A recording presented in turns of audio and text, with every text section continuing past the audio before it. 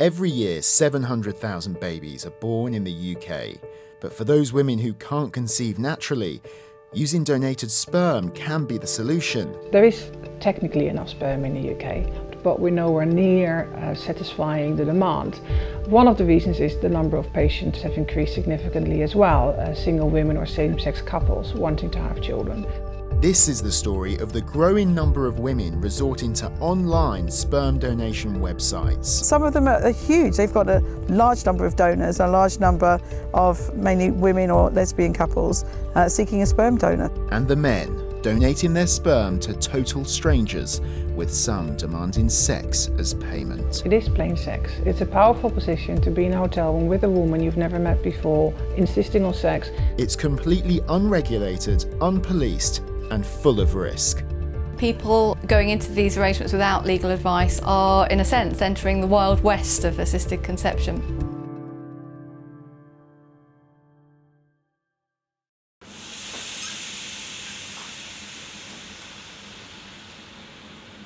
This is frozen sperm, donated by strangers and currently in quarantine at this licensed clinic while it's checked for sexually transmitted infections and inherited conditions. For some women, this is their only hope of getting pregnant. But for many, it's not available on the NHS and can cost as much as £1,500 a time for private treatment.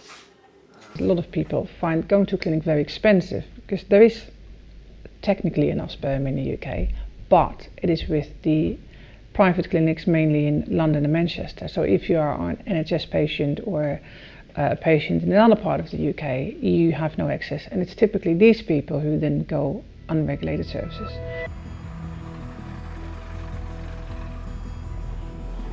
Sue tried to get treatment on the NHS when her and her partner decided they wanted kids. She agreed to speak to me anonymously. My wife and I realised that we wanted our own little family and set off in the tracks of a fertility clinic. We never even knew about private donors. The problem with the clinic was the hoops that you had to jump through. Like, you had to be a certain BMI, and my wife and I have a 20-year age gap, which worked against us stupidly. We felt horrible after the whole experience and never thought that we'd be able to have children. But then we stumbled across a Facebook page and couldn't believe how easy it looked. There are dozens of websites and Facebook groups full of thousands of women desperate to get pregnant and also men willing to donate their sperm. Now, most of the Facebook groups, like this one here, are closed groups or secrets, but they're quite easy to find if you know what to search for. And over the past 4 months, we've infiltrated these groups and been shocked by what we've found. Women, many of them lesbians, talk of being repeatedly coerced into having sex with donors. All he keeps saying is sex will be better. We're lesbians, we need AI. I'm so annoyed and upset. 30 minutes before he's due to arrive, he decides he now wants us in the room watching him, saying how we should have magazines or underwear ready to help him get aroused. Are there any decent donors out there who want to help women instead of exploiting them? If you want a baby, I want to stick it in your cunt. What's the problem? We're both getting what we want. You can't tell me you don't want my cock. Lesbian? Yeah, right. No such thing. There are a few wankers out there that may be able to help you, though there are not many left. They may try to coerce you into having sex at the last minute. And almost all of the sites are run by the male donors themselves, with many using false identities. They control the conversation and the flow of information. Has a post about the NHS been deleted? Posts always get deleted in this group. It's all a bit strange, if I'm honest. There's only so much a bloke can take putting it into a pot. If it's sex or money, it gives us a reason to donate. Do you have a recent clean STI certificate? Good luck. The fact is, by being an NI sperm donor, you get free sex, whereas you'd have to pay for an escort or a prostitute. And there are some shocking examples of abusive behaviour by some donors. You stupid girl. Yeah, I can track you by your GPS. No one will believe you if you grass me up again. They didn't the first time, did they? All the bitches on here are so pathetically desperate, they're not going to remove me.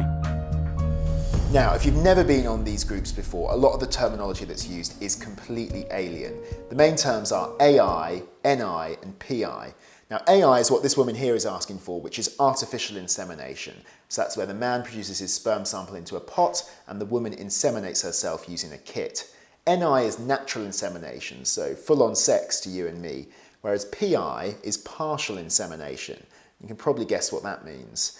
Now, what we found are most of the women are asking for AI donors, whereas most of the men would prefer to have sex. Having sex with a donor you've met online isn't illegal, but it's also not covered by the government regulator. So what are the legal consequences? I came to LSE to talk to their medical law experts. Some of these websites offer men who are willing to donate their sperm via sexual intercourse, and in those cases the donor will be the legal father of the child. He will acquire child support obligations throughout the child's minority.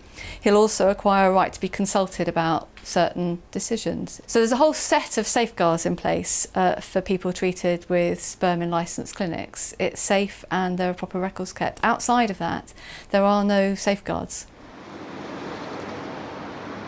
Despite the risks, we met a couple from South London who've been meeting cyber donors for more than a year, often at their flat. We're not using their real names. Started looking at sperm banks. The price is extortionate. So we thought I would look at like private donors, private sites. Started looking like through Google, typing in private sperm donor sites kind of thing, and then started posting on them. And what do you normally ask for in that? What kind of things do you normally say? AI owner.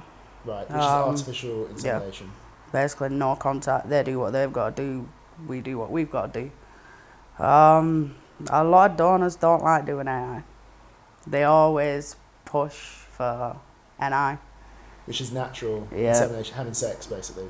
Yeah, which is never going to happen. No. If it was sleep with a bloke or you're never going to have a kid, I'd adopt 50 puppies.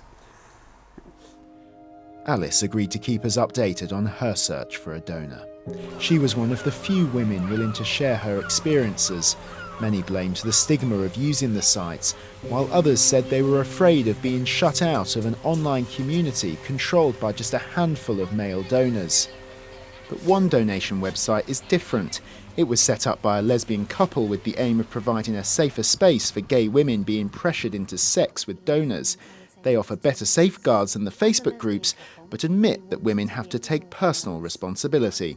I think it's as safe as we possibly can make it, but we're all adults, and with anything that happens online, you have to be in control of your own safety. If you're not taking safety precautions like meeting somebody in public, using a donor that you meet once, I would say would be irresponsible. You should get to know them. Meeting somebody face to face, you can find out so much more information. If you have a look at my details on paper, I'm 5'2", I got blue eyes and a blondish curly hair, but if you meet me face to face, you can get so much more information from me.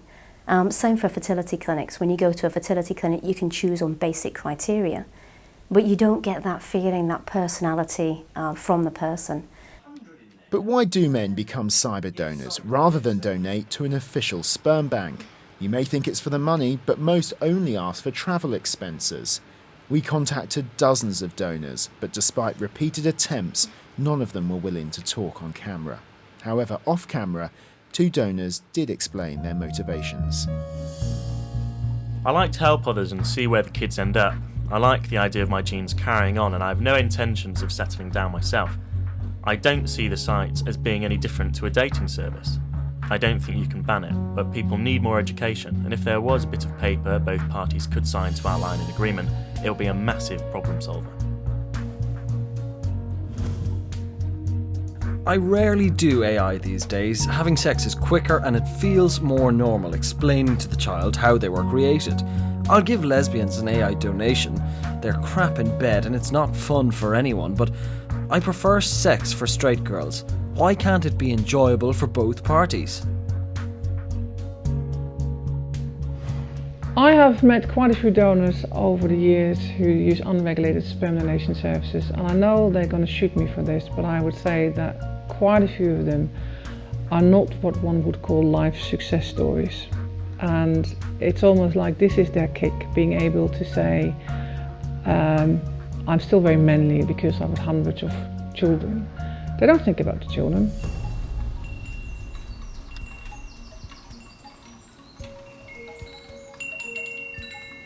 Kind of. I think he secretly wanted to be videoed, that's why he started. At her Cambridgeshire home, I sat down with Professor Joyce Harper. She's part of a team of experts working on a paper about the growth of cybersperm donation. To be honest, I felt a bit stupid that I'd never realised this before. And I thought, my goodness, I've been working in this field for 30 years and I just didn't appreciate what was happening off the radar. So I'm very involved with clinics and what's happening in the clinics. And I never thought about the scale of online sperm donation. So I think the women need to really interview the guys, chat to the guys, to form some sort of relationship. They are creating a life together. So I would hate to be one of the women that had gone to these guys that had fathered hundreds of children. And I'd hate to be one of the children that realise you've got hundreds of siblings, half siblings, all over the UK.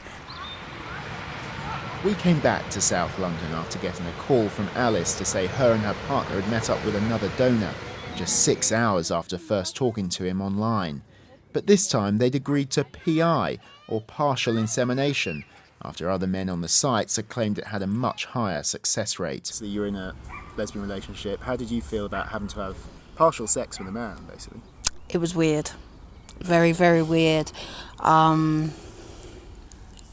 I felt uncomfortable before I did it and during, but then, it wasn't for very long. I would say it was, less than a minute, and it was just done, before I even had time to think about it. Oh my God, I'm so nervous. It was done. Yeah. How did that feel with, obviously, your partner next door in your bedroom with a man? It's weird because I was all right with it. And is that a sign of how eager you guys are to be parents? Yeah, because this time last year, PI was a big no-no.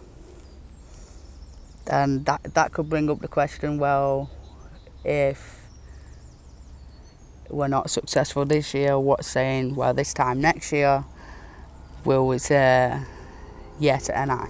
No way. Shortly after our meeting, Alice and Tina told us the donation had unfortunately not been successful. They'd also decided not to attempt PI donation again because they felt misled by donors over how effective it was.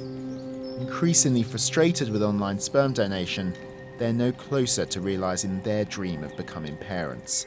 And they're not alone.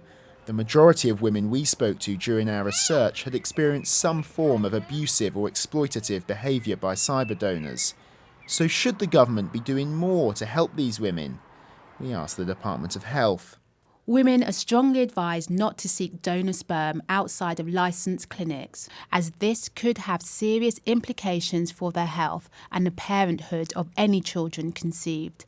The government has no plans to change the Human Fertilisation and Embryology Act.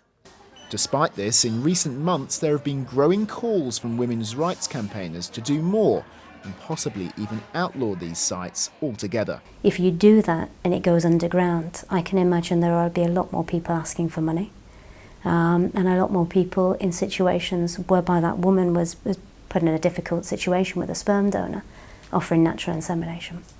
I don't know how we would regulate anyone, any site now online saying, let's meet up and have sex and have a baby or not have a baby or whatever. It's out there and it's 2016 and that's how things go.